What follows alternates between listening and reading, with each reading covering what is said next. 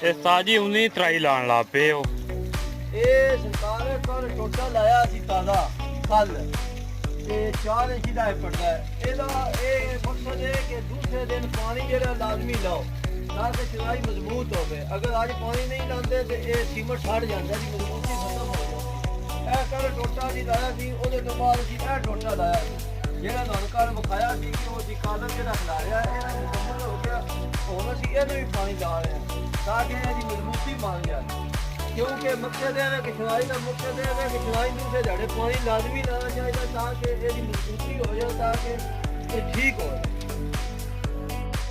ਇਹ ਸਾਜੀ 19 ਤਰਾਈ ਲਾਣ ਲਾ ਪਏ ਹੋ। ये सरकार कोल टोटा लाया सी ताज़ा कल ते 4 इंच दा पड़दा है। ਇਹਦਾ ਇਹ ਮਕਸਦ ਹੈ ਕਿ ਦੂਸਰੇ ਦਿਨ ਪਾਣੀ ਜਿਹੜਾ ਲਾਜ਼ਮੀ ਲਾਓ ਤਾਂ ਕਿ ਚੁਨਾਈ ਮਜ਼ਬੂਤ ਹੋਵੇ। ਅਗਰ ਅੱਜ ਪਾਣੀ ਨਹੀਂ ਲਾਉਂਦੇ ਤੇ ਇਹ